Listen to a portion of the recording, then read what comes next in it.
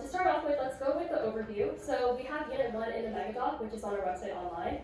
Today is my lecture on machine learning. And make sure that you guys have one synthesis question in the Discord channel on Tuesday, October 14th. So you guys should answer one of the synthesis questions that's on the website and put them in your TA channel so your TAs can check that you've started it already.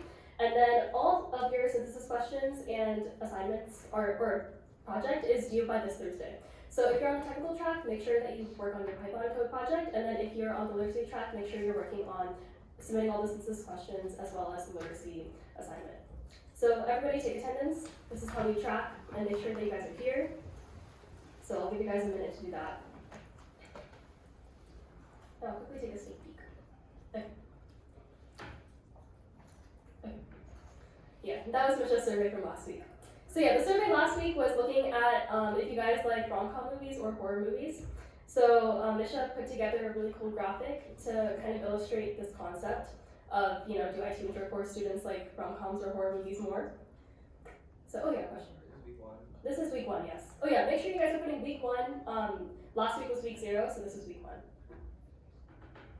Awesome. Ishri is here. Okay. Are any of the Kahoot competition winners here? Okay, perfect. I have play suites for you guys, so that's cool. Just remind me after lecture. Okay, I think everyone's gotten it. If you haven't, just remind me at the end. So yeah, last week we had the question of do you guys like horror movies or rom-coms more? And this was kind of the output. So horror movies was 36%. Rom-coms looked like it was 58%, so a lot more people like those. And then a very small number, 5.2% said neither. So that was kind of your guys' student body, I guess, yeah. So to start off with, what exactly is machine learning, right? So on the left, you can see how it kind of fits into the broader world of artificial intelligence. So you can think of AI as like the big picture. It kind of encompasses like everything, any program that can kind of sense, act, or adapt based on information. And then machine learning is kind of like a subset of this, right? It's focused on algorithms that actually learn and they actually improve over time as they're exposed to more data. And within machine learning, there's this other concept called deep learning, which we actually have a unit later in the course. Deep learning, all it does is it uses multi-layered neural networks to kind of process these massive amounts of information. And this is what powers things like image recognition, ChatGPT, speech recognition, etc., or speech models. And this is just like a quote from Murphy, who wrote this ML textbook, which I'll link in actually the Discord, remind me. But he was basically giving this definition of what machine learning is. And in simpler words, it's basically if as a model gets better, or if a model keeps getting better at a task as it's given more data and experience, that's kind of what machine learning is in action. So for our first exercise, we're going to spot the difference between two very, very similar objects, a bike and a tree. So can you guys all turn and talk to your neighbor and tell them what are some differences that you as a human use to be able to tell what the difference is between a bike and a tree? So everybody start talking. NTA start walking around the room, making sure people are talking.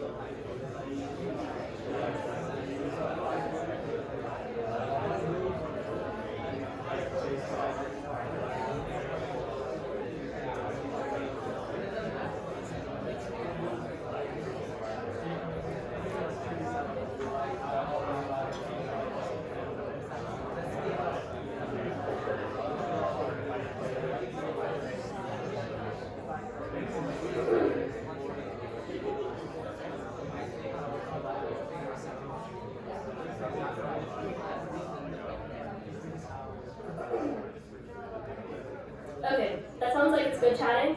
So I'm going to ask you guys to raise your hands and tell me some features that you guys discussed with your neighbors that help you distinguish between a bike and a tree. Yes? A bike has wheels? Perfect. Yeah. A bike has wheels. That's one of the features. Does anyone else have any other features that kind of help you, not hop on a tree? Yeah. Tree has like bushy leaves on top. Perfect. Tree has bushy leaves on top. Yes. And a bike doesn't. Can I get one more feature?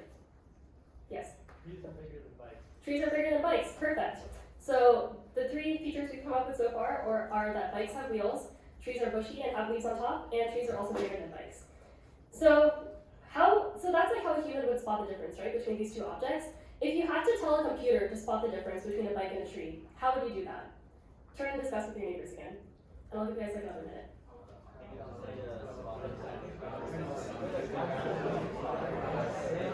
Lots of things.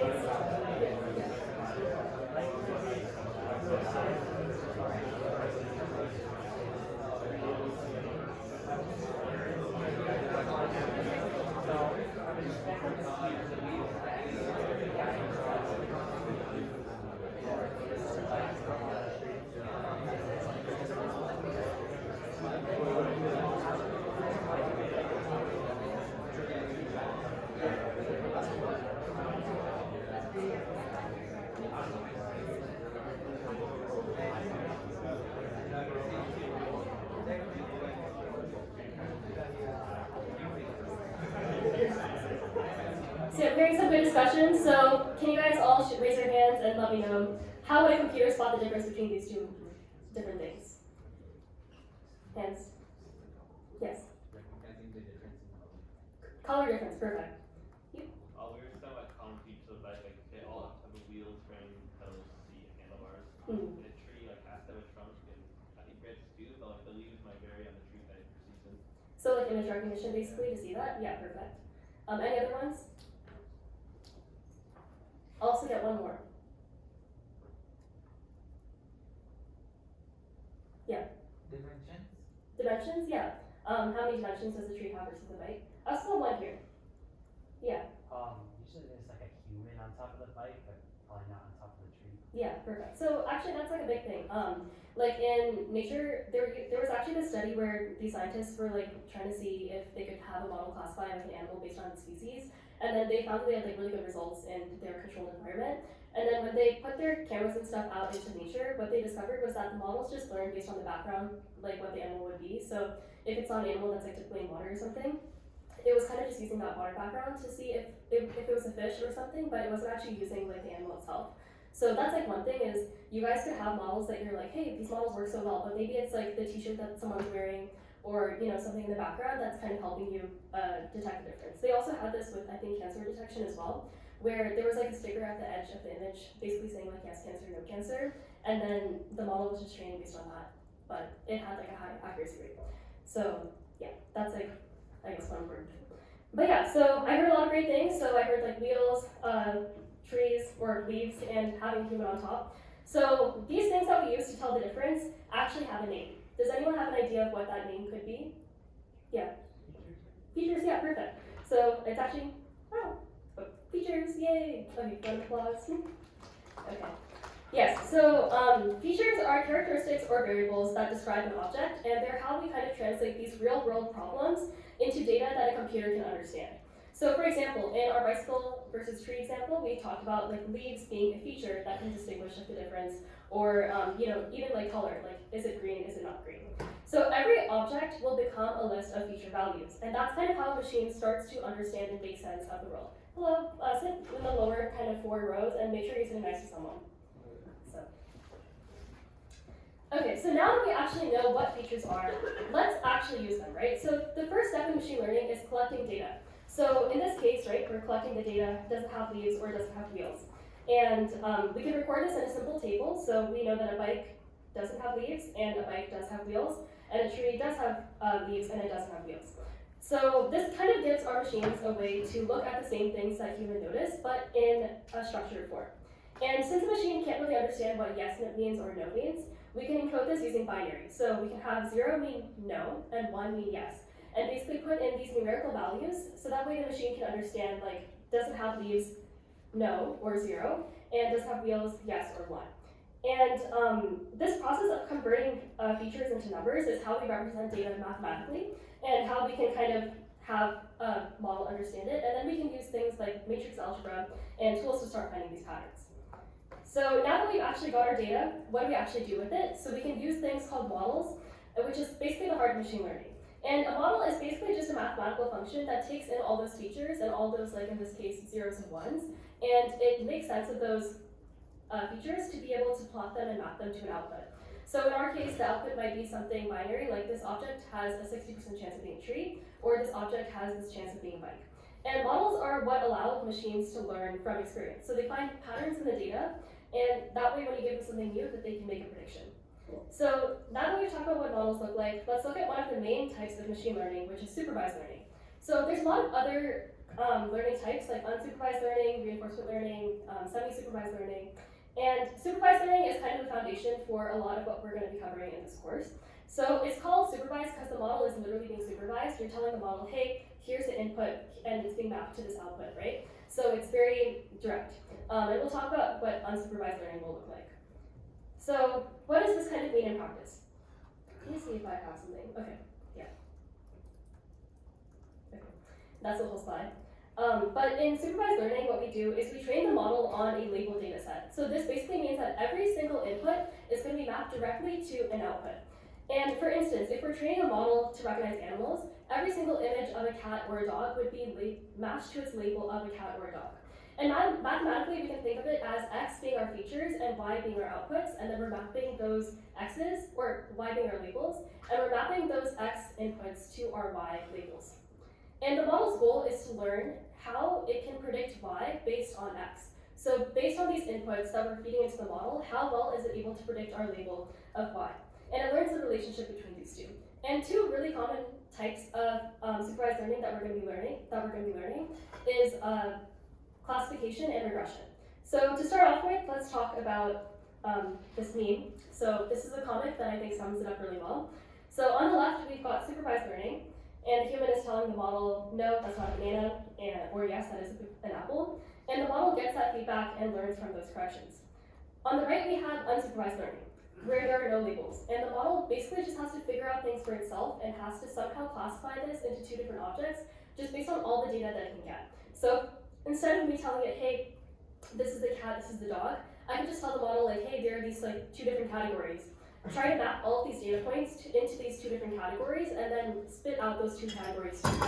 So that's kind of what unsupervised learning is that we're letting the model discover these things on its own. And in the textbook, you guys can read on the article like K means clustering just to see like the actual math behind this works.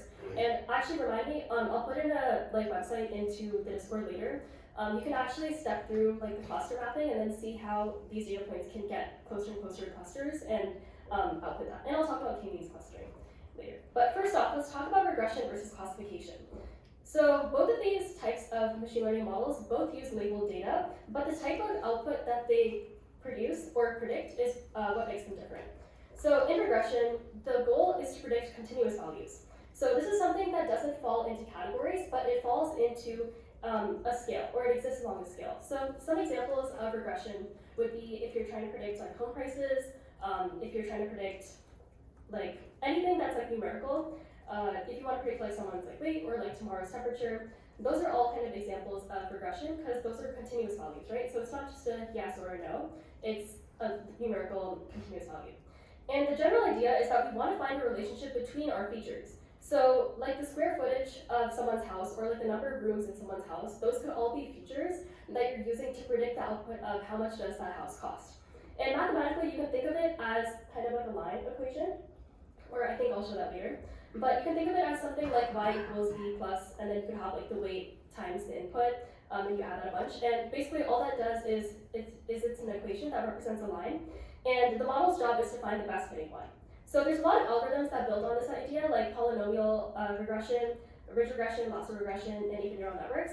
And we talk about ridge regression, lasso regression in the textbook as well. Oh, here's the line equation that I was talking about, where basically W is representing like the weights that we're going to be multiplying by those inputs. So basically what those weights do is we're saying like how heavily should you consider each of these features when you're trying to predict y. So for example, for a home, right, maybe the interior color isn't going to really change the house price. So then if we're multiplying a weight to that feature, that weight might be like 0.1 versus like the number of rooms might be really important. So then we might multiply something like 0.4 to that input feature. So that's kind of what that line would look like. So we can make this more visual. So let me figure out how to get my drawing thingy. Okay. So I'm going to turn on a little pen, and we're going to try to make a linear regression graph. Ooh.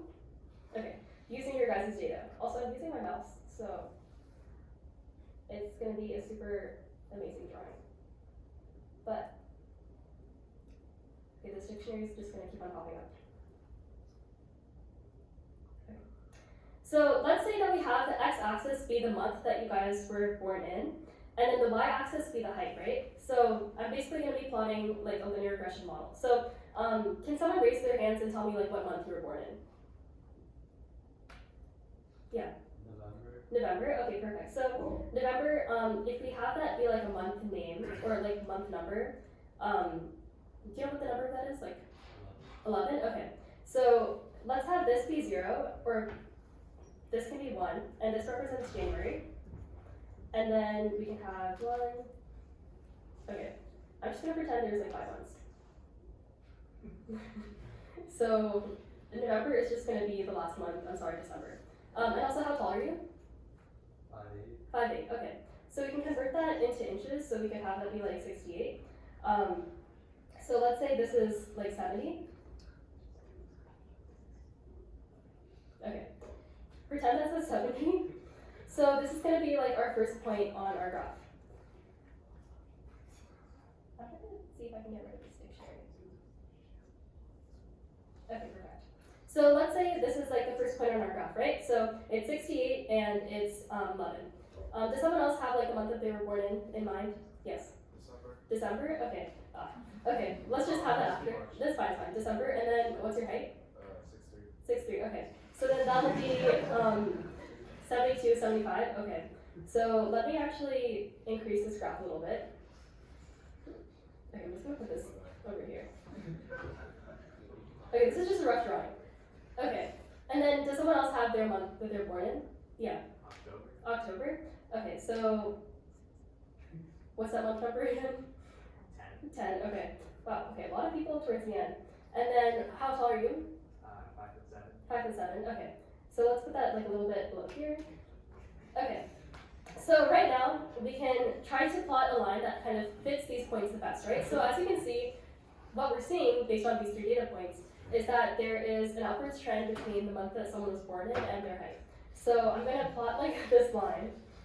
I think this is actually such a funnier example than the one I did last quarter. I'm going to stick with this. But yeah, so let's go with this. Okay, I'm just going to hope that the dictionary kind of fits that.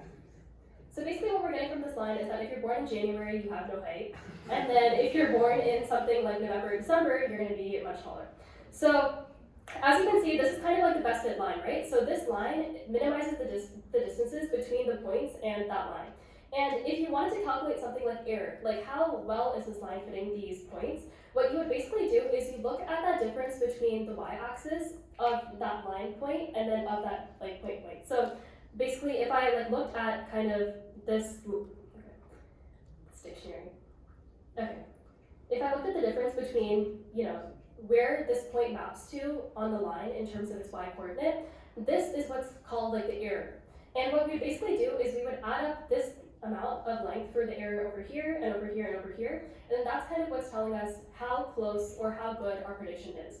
So, let's see. And also, who wants to guess, do you think that this line that we're plotting for a linear regression model should go through every point or not? Raise your hands if you think it should. Okay, raise your hands if you think it should not. Okay, everyone thinks it should not. Why do you guys think it should not go through every point? Raise your hands. Yeah. Yeah. Perfect, yeah. And did you also raise your hand? I thought I saw another hand raised. No, okay. Does anyone else have a guess of why that's not a good thing? You guys all raised your hands pretty confidently, so I feel like, yeah. Overfits the data. Yeah, perfect. It overfits the data. And we'll talk about overfitting, underfitting later. But yeah, that's exactly it. With linear regression, it doesn't have to match every single point perfect. It just has to get that general pattern or that general like approximation the best. So the overall approximation needs to be the best overall. So how do we know if our model is actually doing a good job? So this is kind of going back to that error thing I was trying to show earlier with the graph. But this is where we use things called performance metrics. So let me click again. But these performance metrics essentially just measure how close our predictions are to the real answers. So the first one that we see here is sum of squared errors. So this is basically where we're adding each of those kind of vertical bars that I said earlier, and then we're squaring them and summing them. And I'll explain this equation more in the next slide.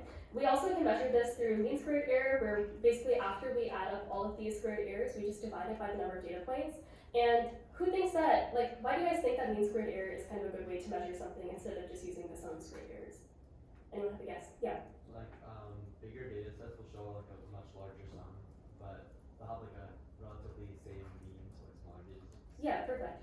So if one data set like had 3 data points, right, and another data set had like 3,000 data points, then you can say something like, hey, this larger data set has such a worse error rate because it has like all these points that you're adding up those error rates over time.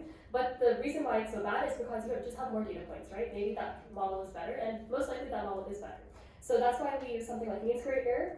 And basically this is scale consistent, so we can kind of measure different data sets with different ranges of data points and then compare those error rates more accurately.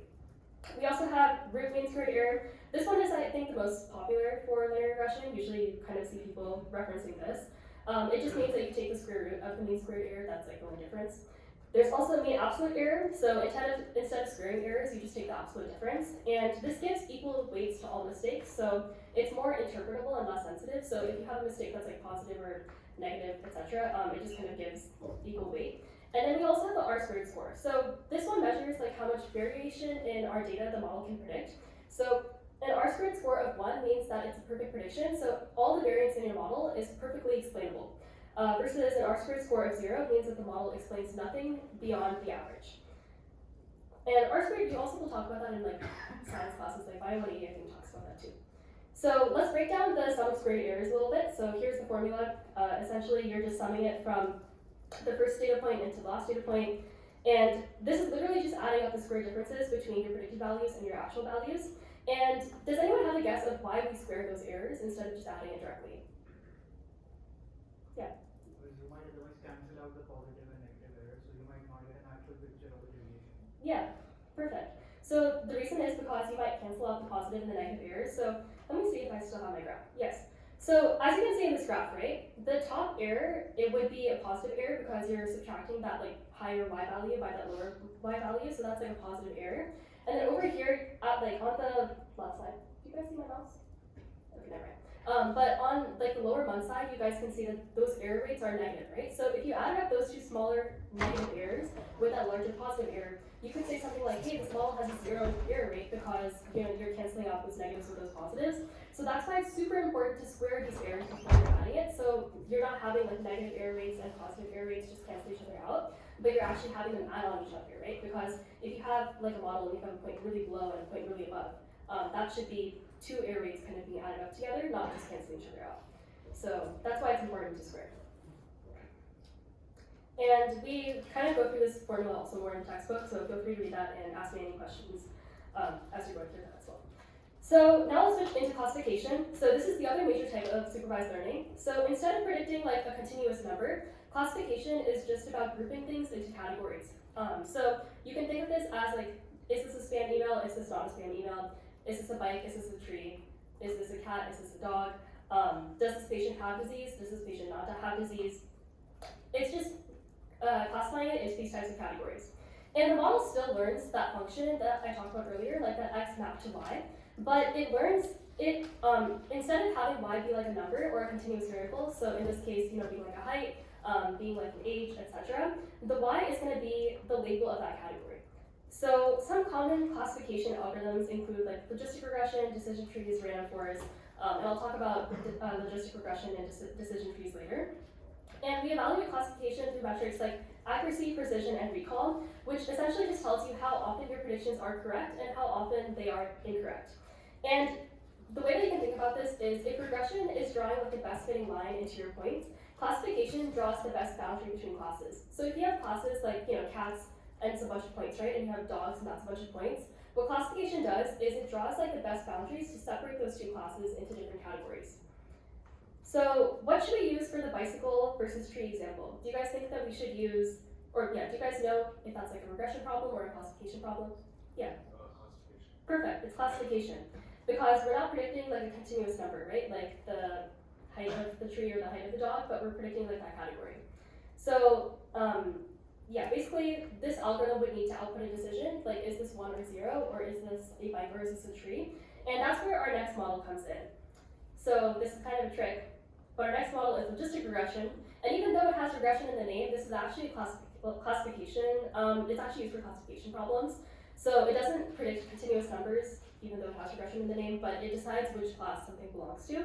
So this is one of the simplest and most common algorithms used for making binary decisions. So anything where you're kind of predicting something super simple and you can put it into two categories, use logistic regression. So here's how it works. So logistic regression starts off just like a linear regression. You just take in input features and you map them to an output feature, and you multiply them by their weights, you add them up. It's kind of very similar, but what's different about logistic regression is that instead of just passing that number directly, you use something called a sigmoid function. And what the sigmoid function does is it takes in those kind of inputs and it squashes all of your values into something between 1 and 0. So instead of you having like a bunch of values being outputted, like 436, and then having like -2 or something like that, you're basically squashing all those values into 1 and 0, which allows you to interpret it as probability.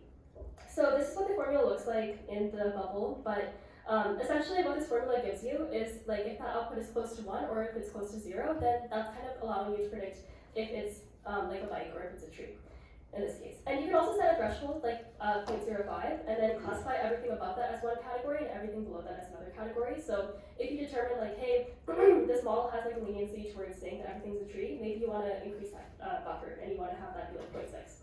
And logistic regression can typically be used for binary classification, like I said earlier, but you can actually extend this to have it work with multiple classes, as it's like simple, fast, and interpretable. And this is a great starting point for a classification problem. So if you guys have a data set you want to try applying this to, this is a great place to start. But sometimes, the relationship between the input and output isn't as clear as me saying like this feature or that feature. You can't just model it through a clear dividing line. And this is where we use things called decision trees. So this is another popular intuitive way to kind of model classification. And yeah, does anyone want to guess how a decision tree works? And you can throw out like random things that don't make sense. Yeah. There's like a tree of decisions and choose the decision. Yeah, perfect. Yeah. So it's a tree of decisions, and at each point you choose a branch, and then that helps you know what decision you're going to go with. So yeah. So basically, here's an example of a decision tree, right? So we've already talked about logistic regression, and this is another type of supervised learning that's super intuitive to understand. So if we kind of go back to our bicycle versus tree example, imagine we want to classify whether an image shows a bicycle or a tree. So we can have, like, in our case, we had two features, right? Does it have leaves, does it have wheels, and then that's kind of what would lump it into the two categories.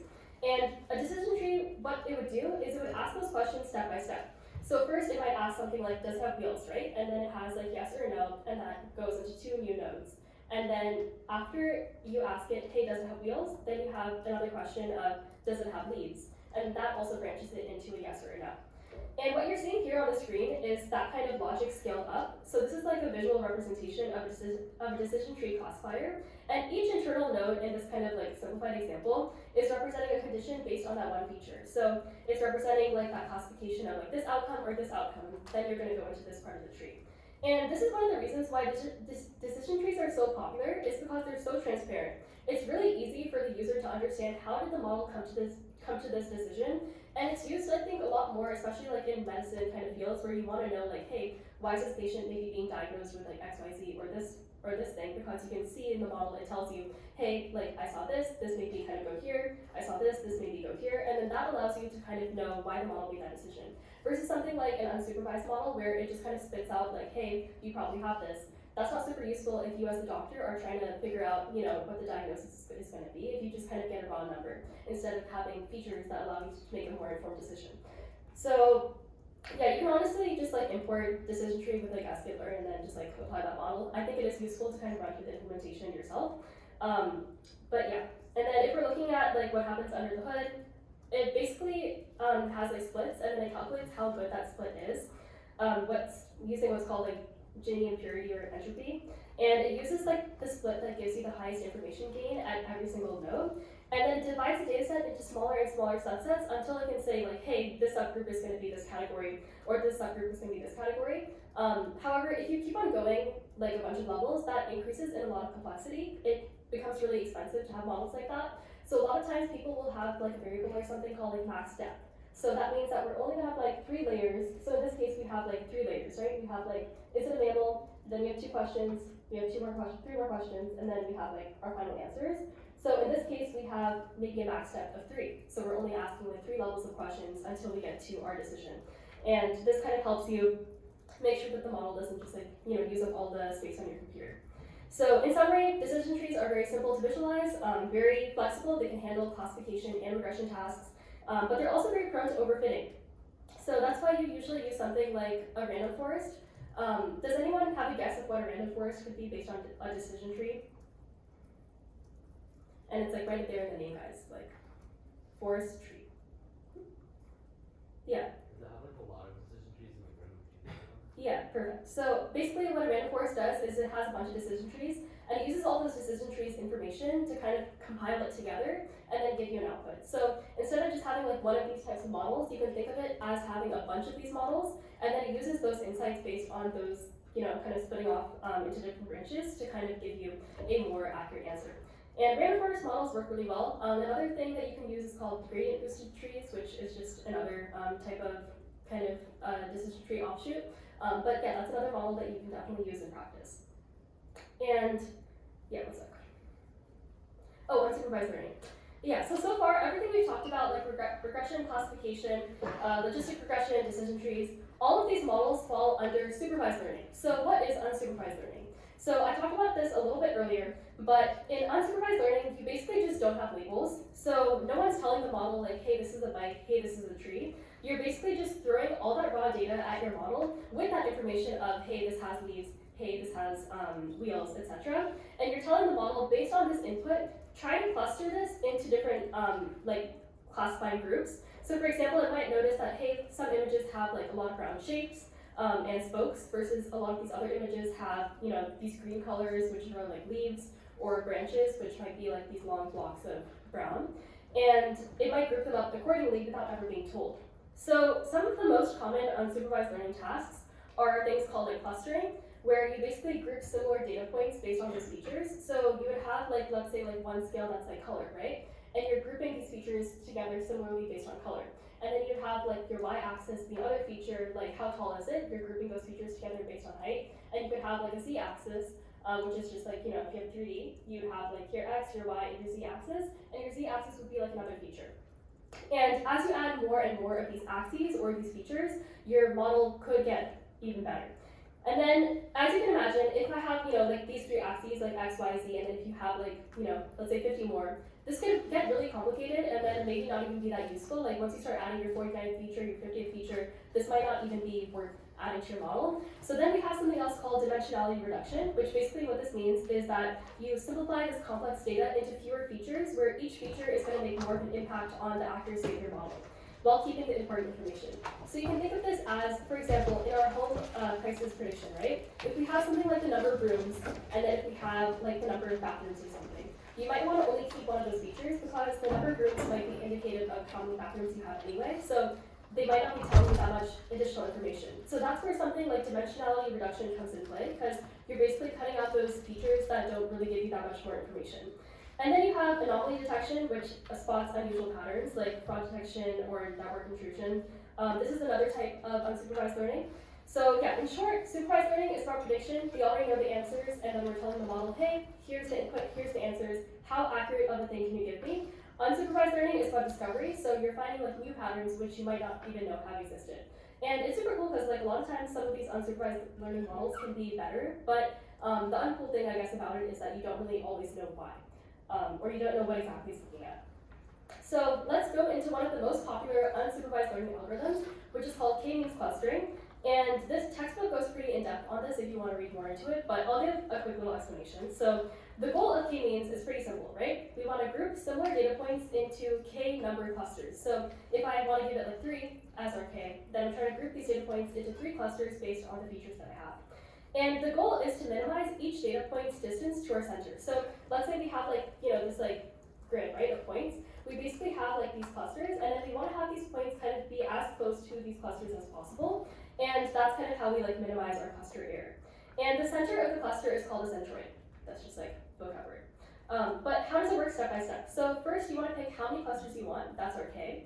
and you're saying like, hey, there are these 3 categories, I want to cluster all of my points into these categories, and then we're going to randomly place these 3 centroids in our sphere, right? So we're like, hey, we have these 3 categories, we plot all our data on this kind of blob surface, and then we put these 3 centroids somewhere in our kind of sphere. And then we say, like, let's calculate how much distance there is between this data point and the closest centroid in this sphere, right? So we're going to calculate that distance, and then based on that distance, the centroid is going to move closer to the cluster that it's the closest to. So basically, all the data points are going to slowly move closer and closer to the clusters that are the most similarly located to them. And the centroids are basically recalculated every single time, and they move to the average position of the points that are assigned to them.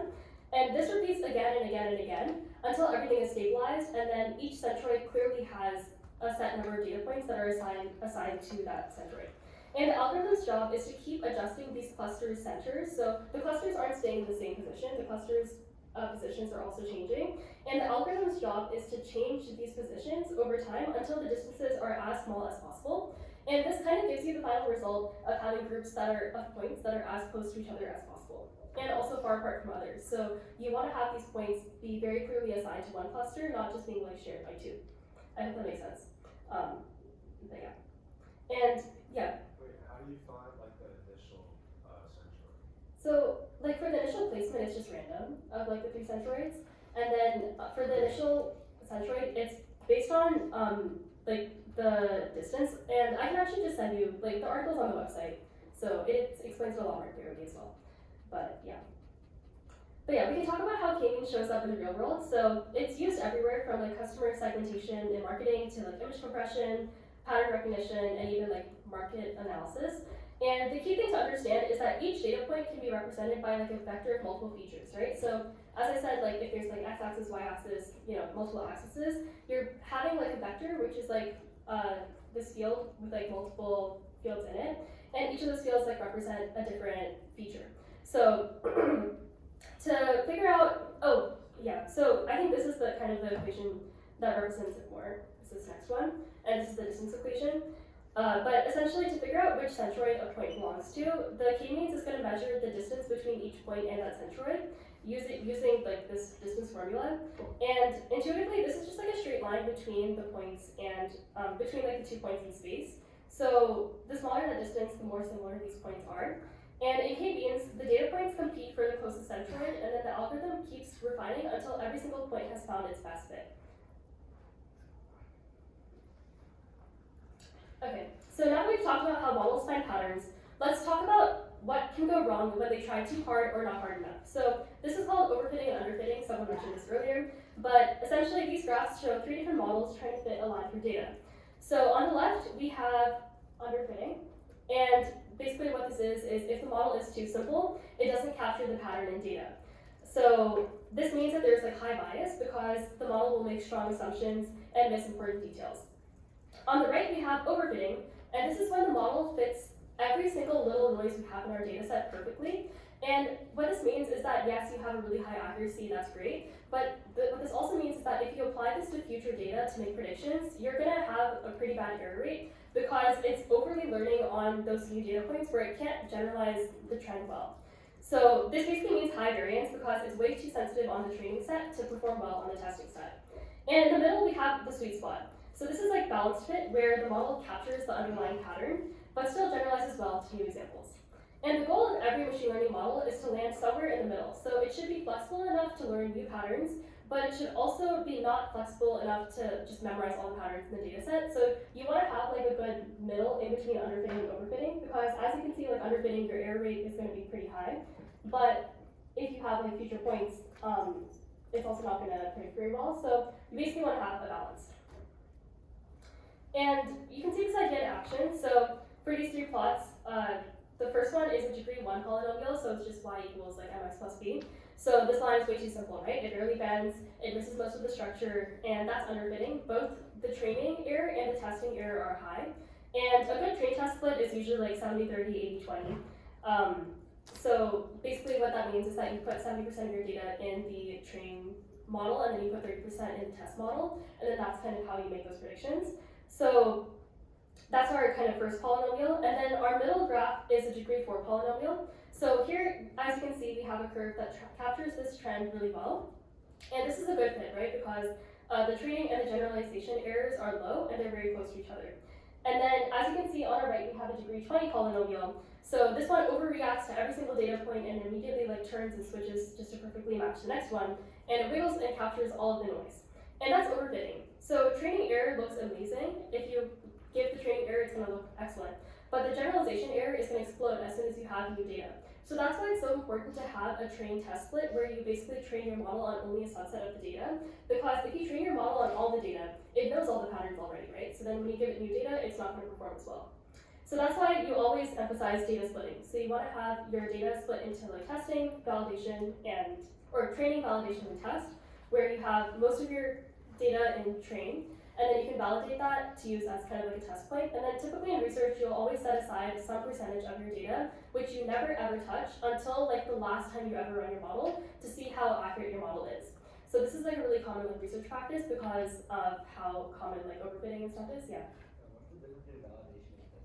So validation is just the testing set that you use while you're training your model. So you can think of validation as like the testing set you use during most of your training model process. So you're just going to train, validate, train, validate, train, validate. And then your test set is kind of like that final test of your model to actually see how well it works. And you only pull that in like right at the very end. A lot of times, like if you're taking a class, you'll just kind of use that test set while you're testing your data. It'll just be train, test, split. That's kind of it. But then if you want to, really make it a pure model and if you have enough data, then it's good to have train, validation, and test. And Kahoot. Okay, 10 minutes left. Let me pull up the. If I can find my mouse. Oh. Also, yeah, if you can stay, would appreciate. But yeah. Okay. So everybody get ready to join. If TAs want to sit with their TA groups. Yeah. So what you said there was 70% and 30% for test and initial training? Yeah. Including validation, what was the percentage? So it depends because like different researchers do it differently. I've heard of some people even doing like 80-10-10, where it's like 80% on training, 10% on validation, 10% on etc. I think usually 70-30 though is the more common practice. And then within the 30, you might have 20 for validation, 10 for test. Yeah. But honestly, it depends on like the lab and the person you're working with. Yeah. But yeah, I'm saying 70-30, I think.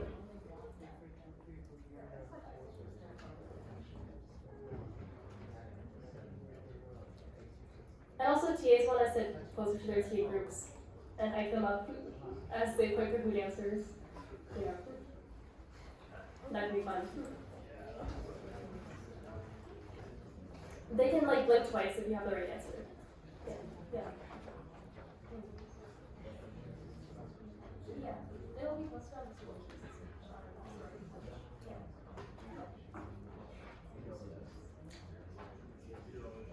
And also for your guys' homework this week, if you guys have any questions on the article, feel free to DM me. I'm very happy to answer. So, yeah.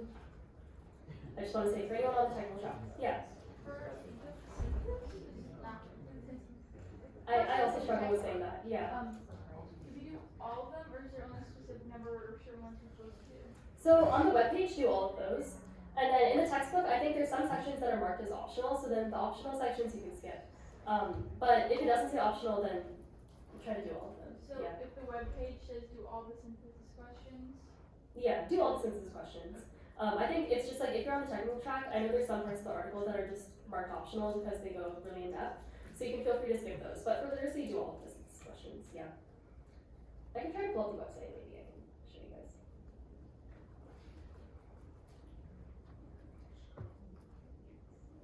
So basically, like what happened is, if you're on the technical track, read this article. So this is kind of like a textbook thing. It says it's a lot of pages, but you can skip some of the sections because they're optional. And this kind of goes more mathematically into what I talked about in lecture today, so hopefully some of those things will kind of make more sense. And then let me zoom in a bit. Okay. And then, yeah, besides that, you guys would all read through here. And then if you're on the technical track, then use this collab template and make a copy of it to kind of do your homework. And if you're on the literacy track, just read this article and then answer the questions. And then this article is kind of similar to what we talked about in class. And then you would, if you're on the literacy track, then do this assignment. And then if you're on the technical track, do the collab template. which I think I showed earlier. But yeah, okay, let's go back to the Kahoot. Okay, awesome. We're gonna get started. For anyone who's still joining, the code was 9599385. I think you can still join, even if the Kahoot starts. Oh, what? Oh, okay. Participant limit has been reached. If you couldn't join the Kahoot, join with your neighbor. Make a new friend. Okay, ML is a subset of, this was like the first slide. Is it deep learning, machine learning, artificial intelligence, or Misha intelligence? Misha is the, my other pronounce it. Okay. What's my? Okay. Yes, ML is a subset of not machine learning. It's the same set. And deep learning is a subset of machine learning. And then artificial intelligence is like that superset. Okay, so on our scoreboard we have Andrew in first place. Does Andrew want to raise his hand? Yay! Okay, woo, Andrew here. What team is this? Butterfly? Bear. Oh, Bear. Okay, awesome. So Bear is taking the dubs. Who's Soup?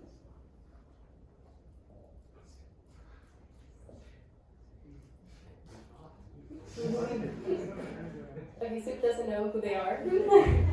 Okay. And who's City? Okay, yes. Okay, let's go. Let's go to the next one. Okay, so far we have Bear, and what tier group are you in? Okay, I'll assume some of the tier group. But yeah, okay, so what factor did we use to compare bikes and trees? And I feel like, yeah, everyone always says like the same too, so I don't have to change this. Yep, perfect. So we talked about leaves and we talked about wheels. We did actually talk about color, but I didn't talk about color in my slides. But technically that is still the right answer. Luckily you guys didn't say eyes, so yeah. Perfect. Let's see how the leaderboard has changed. So, okay, looks like the top three is still similar, and then we also have Cindy in third place. Does Cindy want to raise her hand? Yay, okay. Cindy, so Bear has 2 dubs right now. Butterfly. Oh, Butterfly. Okay, Butterfly has 2 dubs. Oh, good ratio for train test splits. I think I gave you guys the right answer at the end. I talked about 2, but I think I said we lean towards 1. Okay. Oh, never mind. Okay. Yeah, I was worried in between that I might have picked 80-20 or 70-30, but I think I said both were good. So yeah, 80-20, 70-30, these are your best train test splits because if you have something like 95-5, then you're training on so much of your data that you can't even test it properly. And then if you do 50-50, then you probably don't have enough data to properly train your model. So that's kind of why we like these types of splits. Okay, so in the leaderboard we have Andrew in first place, Cindy in second place, and then CJ in third place. Does CJ want to raise their hand? Okay, perfect. Okay, let's go on. When is your synthesis question due this week? Monday, Tuesday, Wednesday, Thursday? Okay, some people are confused.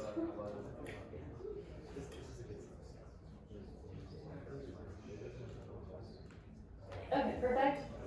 So looks like most people put Tuesday, which is the right answer. So you have one synthesis question due every week, and your one question is due on Tuesday in your Discord channel. And on Thursday, all of your synthesis questions are due through our form, and you also have to submit your project. So make sure that you guys are getting that in this Tuesday, set an alarm. Your TAs will also try to remind you. But yes, and let's move on. Okay, leaderboard.